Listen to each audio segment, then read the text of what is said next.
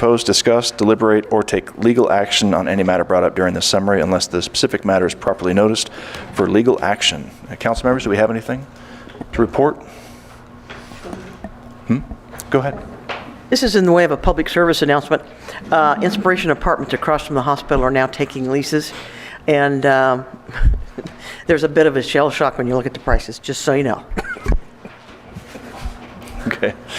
All right. Any other council members? No? All right. Mr. Douglas? Thank you, Mayor. So I do have a couple of things. One is just reminding the public that they're invited to attend the next meeting of the Cottonwood Community Awareness Group. That's going to be on Tuesday, June 27th at 4 p.m. in the Cottonwood Public Library. These meetings help connect our citizens to the government process. No registration is required, and we look forward to seeing you all there. I'm going to do another reminder just before that on June 20th as well. And then also I'd just like to appreciate staff on the continuing efforts to educate the public regarding the city's budget and the budget process. The next we're going to have is on Thursday at 11:45 with the Rotary Club at 747 South Main Street. So I look forward to that as well. Thank you. Great. Thank you. Okay, then we'll move on to presentations. We have a presentation of the City of Cottonwood Strategic Plan 2023-2025. And Mr. Bigelow is here to present this, and it's a very exciting moment. We've been working on this for a while, and it really looks great. So take it away, sir. Awesome. Mr. Mayor, Council, Ryan Bigelow, Library Director, and also your Strategic Plan Coordinator. As promised, we have our brand new finalized strategic plan that you have in front of you there, and it looks fantastic. I want to go through a little background here just for our new council member here, so we're all on the same page. January 26th and 27th, you had the council retreat. This is where you guys were able to come up with our 5 strategic directives and updated the priorities. The 5 directives are building quality of life through sustainable growth and development, lead with environmental stewardship, prioritize our infrastructure, furthering financial accountability and transparency, and initiate opportunities and maintain collaboration, education, communication, and legislative advocacy. On April 11th, we came back to you. We did a work session, and we were able to get a little bit more direction on the 5th directive. That is the newest of the 5 directives. Some of them were carryover from the previous strategic plan. And then May 9th, we brought back the nuts and bolts of the document for you to adopt, and now we are here to give you the pretty version, the more professional version. Big thanks to Laura Herrera, our marketing and public information specialist. She has created this, and it's professional, it's colorful, I think, and it really does a lot and speaks to our brand of what our community is and what we want it to be. I want to note that you can find this final version, or anybody in the public can find this final version. It's already up on our website, cottonwoodaz.gov, under Strategic Plan. We have these nice, beautiful printed versions for anybody. I've got a box of them underneath my seat over here if anybody else wants one. And this will be part of our outreach too. When we go out and we talk to the community, we want to bring these. We also have a reference guide. It'll be a nice tool. It's a smaller version that's in your packet that we can use as staff, or whenever we're talking to community members, that just kind of pares it down a little bit and doesn't have all 164 items to go through. I've also noticed Mr. Douglas is incorporating the strategic plan already in his week in review. So if you'll notice, he's already connecting the dots here, what he's doing and what we're trying to do here with our initiative. So with that, I'll just show you a little bit of what it looks like online, and then I'll take any questions. Great, thank you.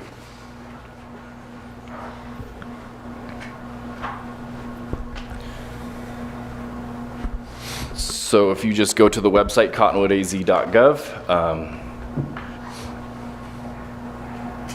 under government, you'll see strategic plan on the right here. And it takes you right into this link, which gets you into the a Calameo is what we call it.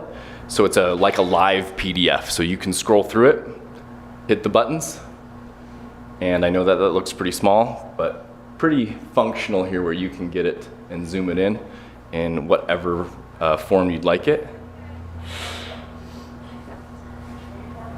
And I will note the vision statement is in here, our tagline, "You're welcome here," the brand, "The Heart of Arizona Wine Country," our mission statement, "Inspiring a Vibrant Community," a little bit of our community profile, tells us a little bit about who we are.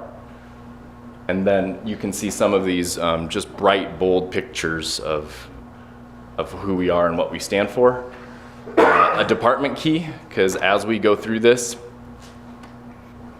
there is a lot of direction for us as staff, and you can see each initiative has a little label behind it on who's responsible for those activities. You'll see TED in here a lot. That is our good friend Tricia, and tourism and economic development. She's owning this thing. So again, a lot of great pictures. Very functional, very much what our brand is.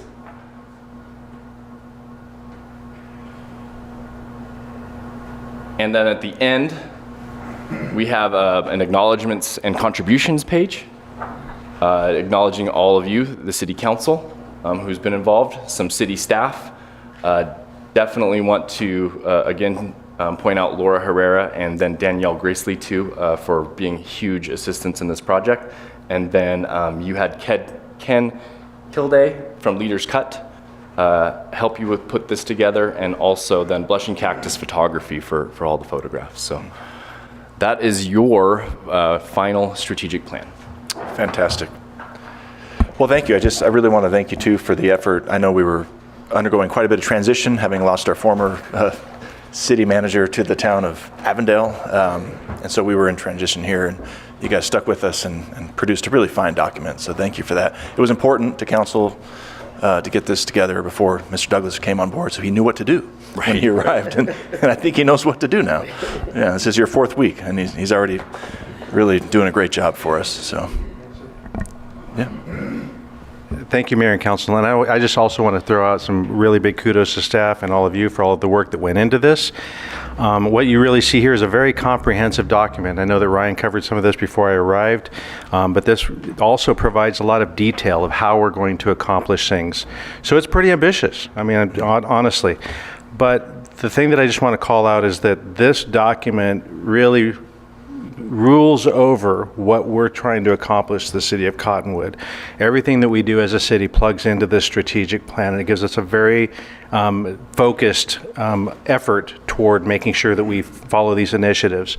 Staff's putting together a work plan that's going to support this, so this is not something that just sits on a shelf and collects dust, and this is something that we're going to be holding ourselves accountable to and performing, and then we're going to be providing regular updates, probably quarterly, to the council and to the community on how we're performing, and it won't be something that we report completely, but we're going to pull certain sections out as it's important as we continue to go on. Housing, the performance of our budget, public safety, all of the different programs that we're doing in the city here that supports the community, they all tie in here. And so again, I just wanted to, just thank staff. Ryan, thank you for taking the lead here. You had thanked everybody else, but I'm going to thank you. Thank you. All right. Good. Any questions from council for Mr. Bigelow? No question, just truly well done. Thank you. Yeah, and Laura, I know she's not here this evening, but really it's her work on this is exceptional, just making it look like a very dynamic and welcoming document. So, okay, very good. Well, let's move on then to call to the public. This portion of the agenda is set aside for the public to address the council regarding an item that is not listed on the agenda for discussion. However, the council cannot engage in discussion regarding any item that is not officially listed on the agenda for discussion and or action, and comments are limited to a 3-minute time period. So I'm going to just read these off in the order I receive them, and I'll queue up the next person after I call out the first person's name. So if we could get a little bit of assistance to get Ms. O'Daniel up here, please, I would appreciate it. And then following Donna O'Daniel will be Ruth Ann Barcy.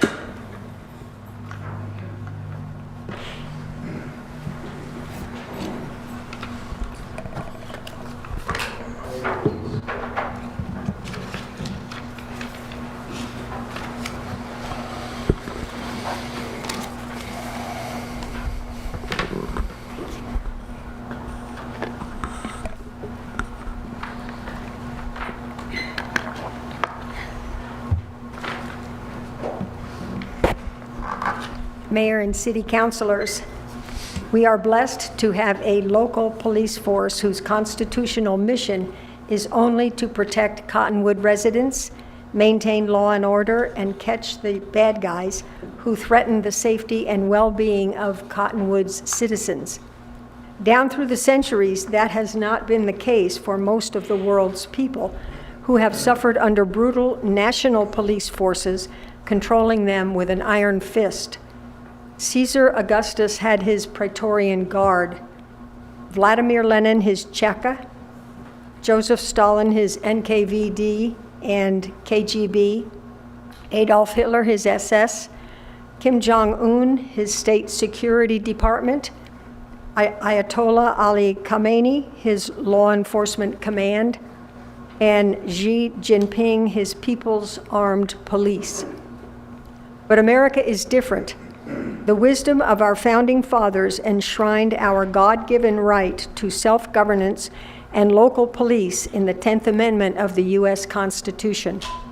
When I lived in Las Cruces, New Mexico, our Support Your Local Police Committee helped the family of 33-year-old fallen police officer Jose Chavez, who was gunned down while conducting a routine traffic stop on August 12, 2016. Most fortunately, our Cottonwood Police Department has never lost an officer in the line of duty. In 2018, I moved to Sierra Vista, Arizona, and went through their Citizen Police Academy under the direction of their very able police chief, Adam Thrasher. When I moved to Cottonwood, I met Police Chief Stephen Gassell and found the same principled, capable leadership as I had found in Las Cruces and Sierra Vista. Chief Gassell suggested I take the Citizen Police Academy course, which I did, and I learned so much. We must never forget that our police officers and their families are an integral part of our community. They are grateful for the opportunity to serve us, and we need to treat them with the love and respect they deserve. We also need to recognize the threats that our police face and help keep them safe and local. The importance of this is explained in this little booklet I brought, Support Your Local Police and Keep Them Independent. Thank you. Thank you. And we'll distribute that to council. Thank you. Ruth Ann Barcy, you're up next. And then you'll be followed by Barry Jones. Mayor and council,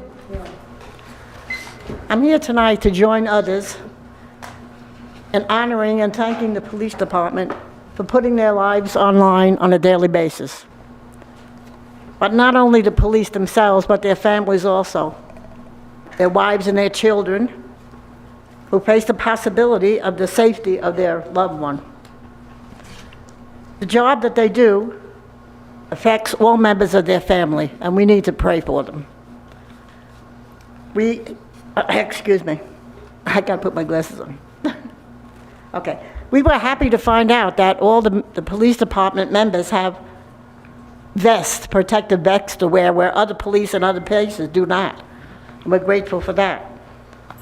But I have a personal testimony that I'd like to present to you regarding police officers that I had an encounter with. I was driving on A189A. I was in the right-hand lane. And as I drove past Western Drive, my car broke down. It decided to break down on me. And I was frightened. I was on the right-hand lane with the cars whizzing by me on the left-hand lane. Because being I was on that lane, they had to swerve over to get in the right lane to go. And I was petrified. I didn't know what I was going to do. I must have sat there maybe 3 minutes. Now, 3 minutes doesn't seem long when you're here speaking and all. But when your life is in danger and these cars are whizzing by you and you don't know what to do, 3 minutes was like an eternity to me. So after the time was over, I looked in my rearview mirror and I saw a police car in back of me. They came up, and the first thing they were concerned was that I was in danger where I was parked, and he said, "We have to get you out of here." So I thank God that they pushed me backwards into a side street, that I was off that road. Not only that, they stayed there with me until I was able to call AAA to have someone to tow me. I didn't know what else to do. They stayed till my friend also came. Their concern for me overwhelmed me. They were so kind and generous with what they did for me. And I'm really here to thank them for that. And what more can I say? Thank you. Okay? I don't know their names. I don't remember my name sometimes, and I don't remember their names, but I want to thank them again tonight. They really did me justice. And I have some pamphlets, too, I'd like to share with Sure, with just send them over here. We appreciate it. Thank you. Thank you. Thank you. Barry Jones, you're up next, and you'll be followed by Michael Nacito.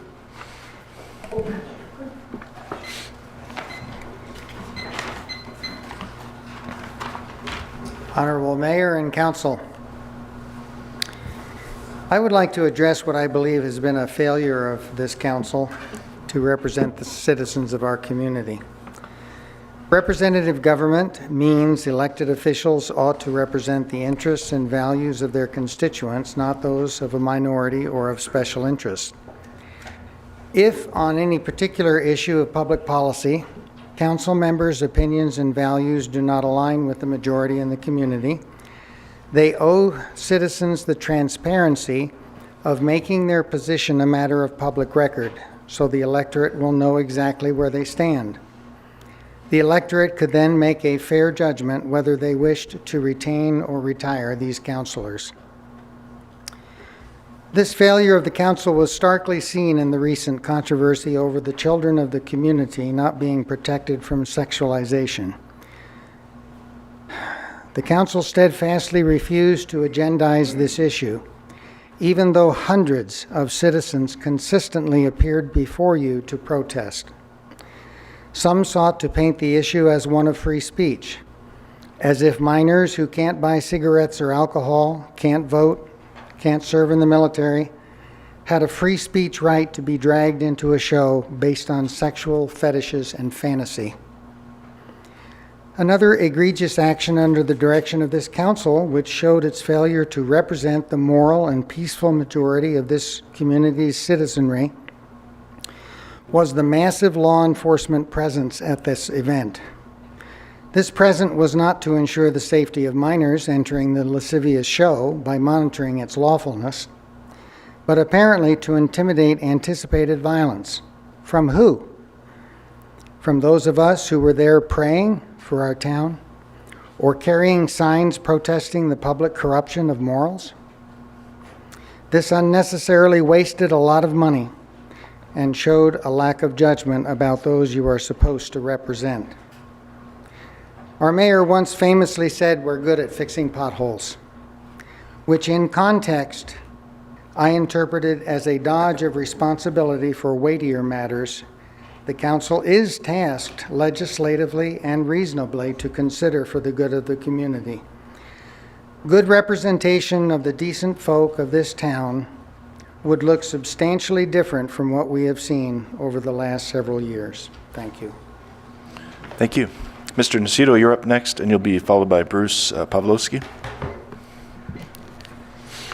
Mr. Mayor, City Council, welcome to the new council member and the new city manager. I too want to address a moral question in this community. I'm here once again to request the mayor and the council place an item on the agenda to designate drag queen entertainment as adult 18 and over entertainment pursuant to City Code 2.08.110 regarding agendized items for a city council meeting.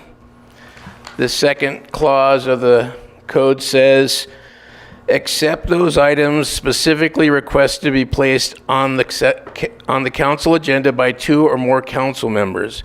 We've had that occur since February 7th.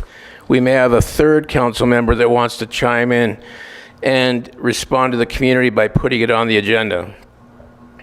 We're not asking you to vote in our favor. We're not asking you to side with us. We just want to have you openly discuss it, banter about it, debate, come up with some solutions with the police department, how to monitor the age of the people that are going in, how to monitor who their adult guardians are when they walk in, It could be tedious, but it will protect children from going in that aren't there with their parents. It'll protect people that aren't over 18 from going in alone. We've asked this of the council we're in our 8th, 9th week now. I don't know where the idea originated, but this has never been about LGBTQ XYZ issue. It's always about the victim, and if it is, that's because they play the victim card regularly to garner sympathy. The real issue is grooming young children. What people do behind closed doors is their business. Advertising a drag queen show as a family-friendly is the issue we want debated. It's time to listen to your constituents and not an out-of-town entertainer making a buck off of your public building. Listen to the pastors. Many of them have been here to speak in front of you. Listen to the grandparents, the parents, and the entire community wishing to have you represent us and show the rest of the state, rest of the county, where our moral fiber exists, what caliber of people we are in this community. I know you're heavy into tourism, but this isn't a tourism attraction that we want to see in this community. But that's really up to you to agendize it, discuss it, debate it, get some public input, and then individually decide how you want to vote on that, and then we the people get to see how you vote, and you'll be done with that next election. Thank you for being here. Thank you for your time. Okay, Mr.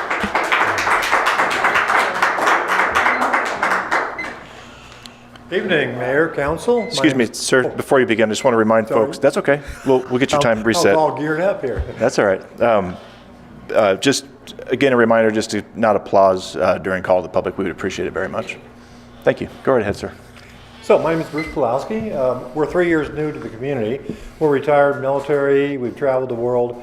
And we were a little disenfranchised when we heard about the drag show.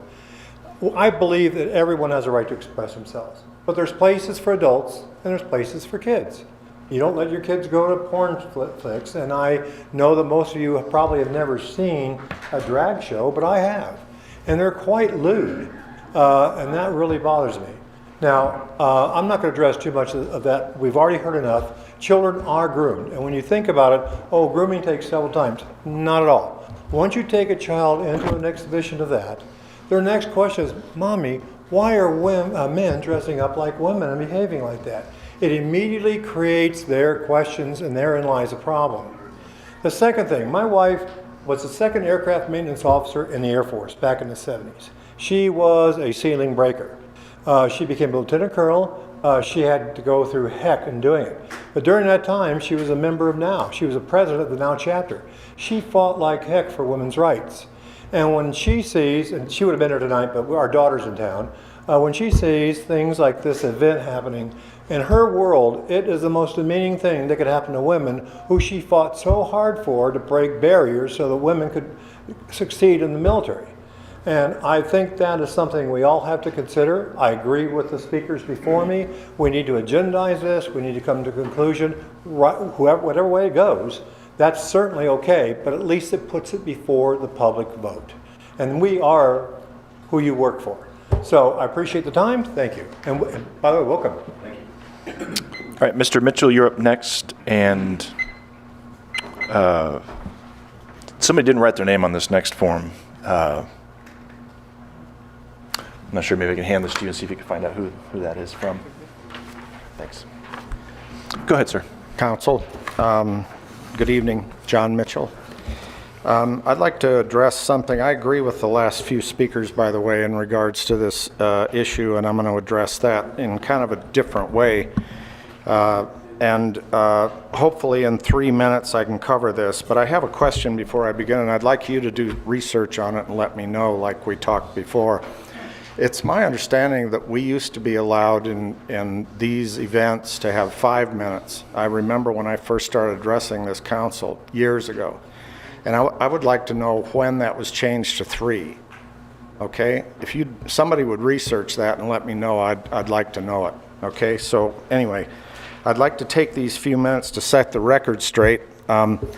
We recently, a group of us that have been contesting this Arizona Pride crowd and LBGT XYZ peeps who have recently been attempting to twist the Word of God and its worldwide acknowledged accuracy and accepted narrative while using phrases like, we've always been taught that Jesus was a loving and merciful and accepting of everyone.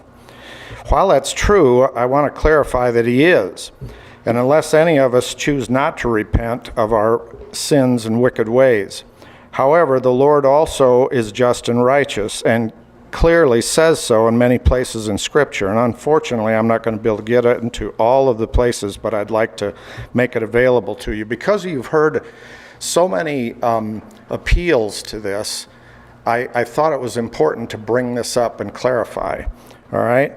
So, in Genesis 1:27, God created man in his own image. In the image of God created him, male and female created him them.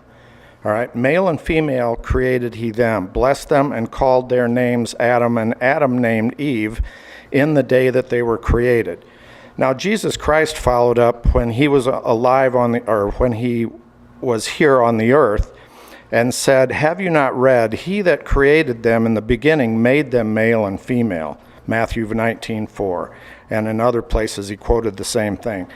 There is no such thing as transitioning persons in biological sex, in a person's biological sex, or any other form of deviancy not in keeping with biologically procreation that is not considered perversion. And what we're seeing in these drag shows is perversion, all right? And it's very demeaning to women. Furthermore, this same Lord said, whom all these folks have been saying is loving, acceptable, and non-judgmental to all who they've tried to quote. He says this, whosoever shall receive one such little child in my name receives me, but whosoever shall offend one such child, innocent one, in me, it would be better for them to have a millstone hanged around their neck and that they be drowned in the depths of the sea. Mr. Mitchell, your Woe time's to up. the world because of offenses. For Mr. as Mitchell, it must... your time's up, sir. Thank you. Randy Burdette, you're up next. You'll be followed by Julie Furnett.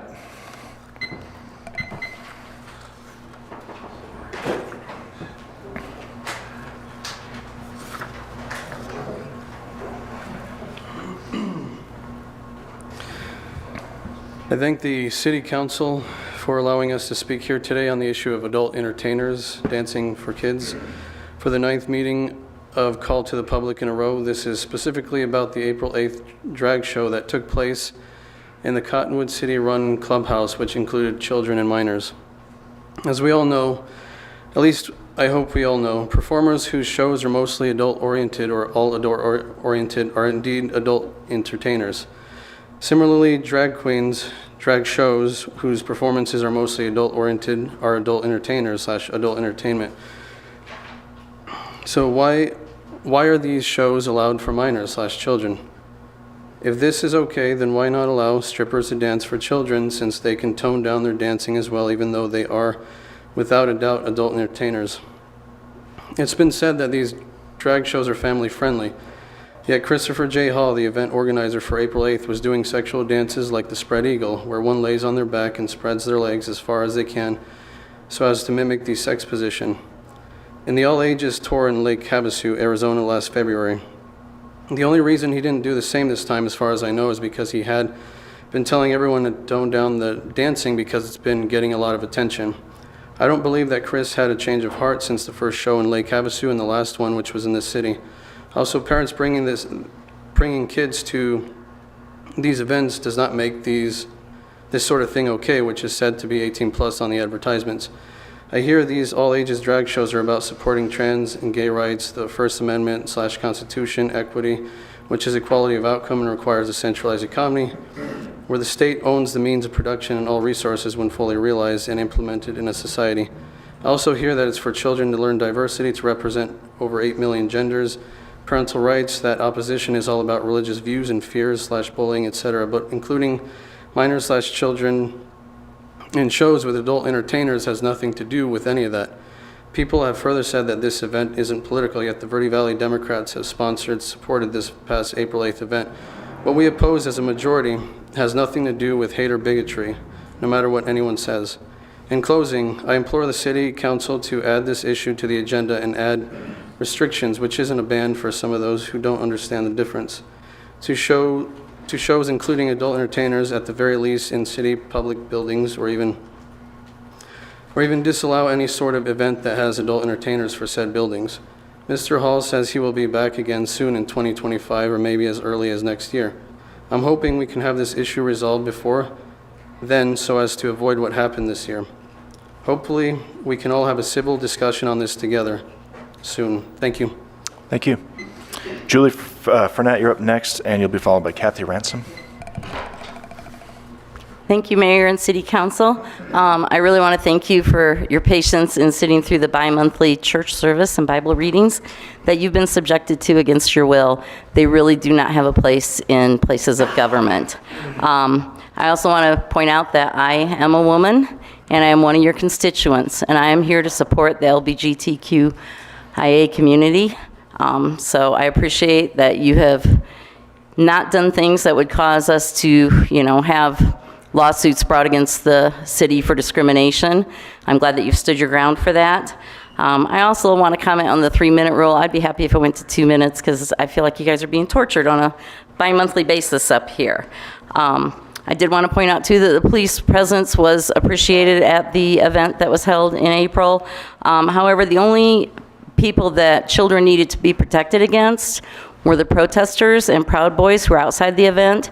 As children left, as young adults left, as women left on their own, they had to be escorted out because the so-called religious protesters out front were screaming curse words at them, telling them they were going to die in hell, things like that. And I would make a request that the people that don't follow the rules of the city council meeting, the people that clap when they're not supposed to, that are making loud comments behind me right now, I would request that they be asked to leave the room because I don't think that anybody should be allowed to break the rules. So thank you for your time. Thank you. Kathy Ransom, you're up next. Thank you, Council. As a 20-plus year resident of the city of Cottonwood, as a woman, as the mother of a daughter, I would like to make sure that you all understand that I am not at all offended by drag queens or transgender individuals, and I am more offended by anyone who tries to tell me what I should be offended by. As Americans, we have a right to free speech. We all have an equal right to free speech. And when we begin to pick off the low-hanging fruit of the people who are the smaller minorities among us, that is on our way to fascism. Fascists hate transgender individuals. They hate drag queens. They also hate women who speak their mind. So I join with the transgender individuals and the drag queens to say we have to allow everyone to express themselves, provided it is not harming anyone. And as someone who has worked in social services and worked in support of children, I was a CASA for children in foster care for 5 years. I know, because I have read the research, what grooming looks like. A drag show is not grooming children. Drag queens understand that they are parodying by exaggerating our feminine norms of beauty. And they are not offending, nor do they intend to offend, the majority of educated women. Thank you very much for your time and your patience. Okay, thank you. Okay, let's move on to business then. We have approval of the minutes of the regular meeting of April 18th, 2023, and the special meeting of May 15th, 2023, and I'll move to approve those minutes. Second. Okay, Mayor made the motion, Councilmember DeWillis, I believe, seconded it. All in favor? Aye. Aye.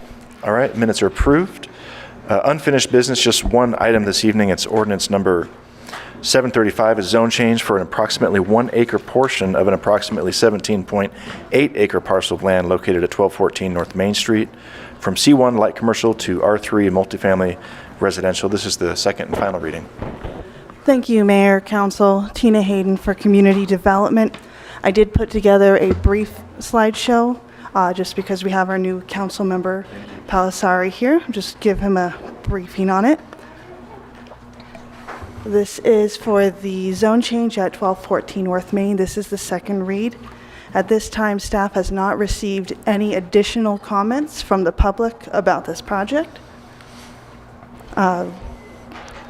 On May 16th, the council did approve Resolution 3174, which did change the land use designation of a 1-acre portion of the larger 17-acre parcel from GC General Commercial to HR High Density Residential.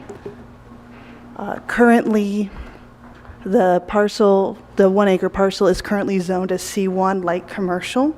We are asking that 1-acre portion match the rest of the zoning at R3, which is our multifamily residential zoning. There is also the extension of Gracetta Ranch Road, which is bisecting the parcel. And at this point, there is no proposed project for design review for this parcel. This is the land use designation map. I have not updated it to reflect that this GC portion is now HR. And then this is the entire 17-acre parcel. And this is the zone change map. Again, the area highlighted in red is our parcel that we're looking at. And then this arrow here is where Gracetta Ranch Road will bisect the parcel. And that concludes my presentation. I'm ready for any questions that you may have. Any questions for Ms. Hayden, Council? No? Okay. Is there anybody here this evening that would like to speak on this item? Okay. Motion? Yeah, I'm ready for a motion. I move to approve ordinance number 735. Second. Okay. Vice Mayor made the motion. Councilmember Karat seconded it. Let's have a roll call vote, please. Councilmember DeWillis? Yes. Councilmember Duvernay is absent. Councilmember Curott? Yes. Councilmember Naren? Yes. Councilmember Palisari? Yes. Vice Mayor Wilden? Yes. Mayor Linsky? Yes. All right. Motion carries. Let's have you read ordinance number 735 by title only, please.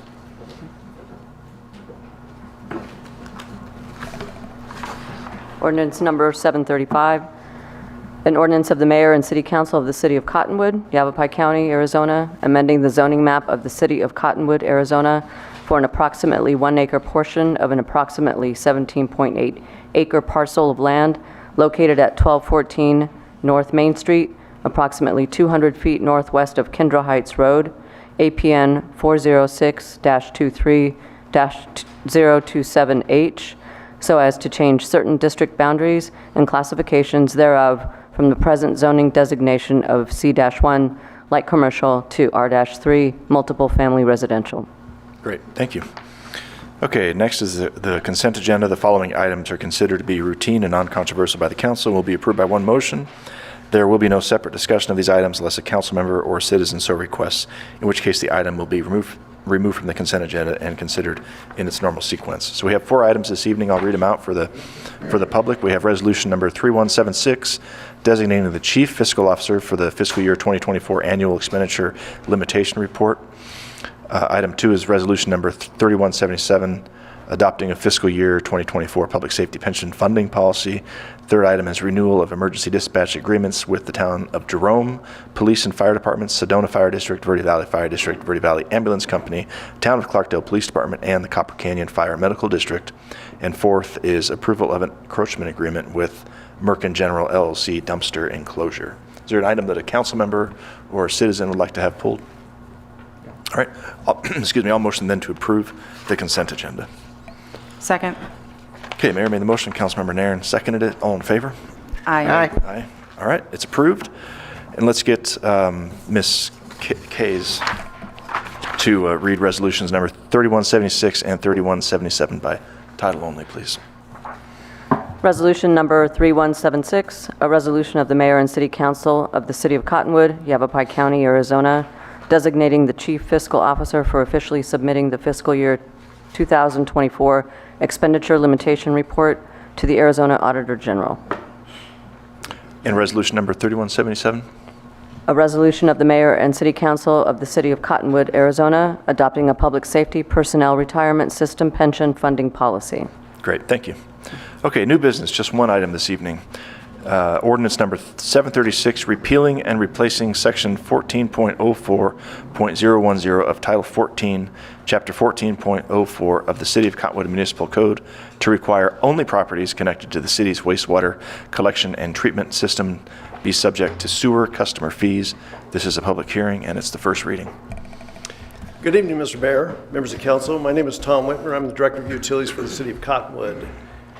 This agenda item, as you just pointed out, is the first reading of Ordinance 736, which repeals and replaces Section 14.040.010 of the city's municipal code, requiring only properties that are connected to the city's sewer system to be subject to the monthly sewer service fee. Back in 1987, when the city's sewer system was actually constructed, the city adopted this ordinance that required all properties that were adjacent to the city sewer system to be required to pay the monthly sewer service fee, whether they were connected to the system or not. The purpose of that was a couple things. First and foremost, it was to incentivize all customers within the city's sewer service area to connect to the municipal sewer collection system. Say that 3 times. And it did that, but more importantly, what it did is it spread the cost, the debt service on the construction, or the cost of the construction of the city sewer system across all properties within the city's sewer service area. Since that time, 1987, it has done just what it was intended to do. Virtually every customer that is adjacent to the city's sewer system has connected to the system except 5 properties. We have 5 properties that have been now for more than 36 years been paying that monthly sewer service fee despite not being connected to the system itself. Staff became aware of this. We started investigating and we found out we've identified 5 thus far that are not connected to the sewer system, and we we have come to a decision that really doesn't make sense to have them continue to pay that monthly sewer service fee since they're not being paid. And the obligation that they had initially to help pay off the indebtedness for the sewer system has been more than obligated. So as a result, the city is recommending that we adopt Ordinance 736, which would mandate only properties that are connected be required to pay that monthly sewer service fee. In order to do that, we have to adopt Ordinance 736, which will amend or repeal and replace Section 14.040.010 of the city's municipal code. With that, I'll address any questions you might have. Okay. Any questions from council? I'm just curious how this will affect future development. It won't change anything. It only changes that provision that are connected to the system right now will be required to pay it. We still have the provision in the city's ordinance that requires that if you're within the city service area and you are either adjacent to or in close proximity to the city sewer system, they'll still be required to hook up. So that shouldn't change at all. It just changes who's being charged currently for service. Okay. All right. Well, potentially it could be a proud day for the holdouts. Yeah. 30-some years later, right? 37 years later. Okay. Well, is there anybody here? This is a public hearing. Is anybody here to address council on this item? No? Okay. Well, then we'll bring it back for a final vote if there's nothing else from council. Thank you. Okay. Thank you. All right. Let's get our stand-in clerk, Ms. Kays, to read ordinance number 736 by title only, please. An ordinance of the mayor and city council of the city of Cottonwood, Arizona, Yavapai County, Arizona, amending the municipal code of the city of Cottonwood, Arizona by repealing and replacing section 14.04.010 of Title 14, Chapter 14.04 of the municipal code relating to the applicability of sewer or septic fees. Okay, great. Thank you. Next is claims and adjustments. I'll motion to pay the claims. Second. All right, Mayor made the motion, Councilmember Karat seconded it. All in favor? Aye. All right, and I motion to adjourn. Second. Okay, Mayor made the motion, DeWillis seconded it. All in favor? Aye. Aye, all right. Thank you, Council. I have a question. These claims,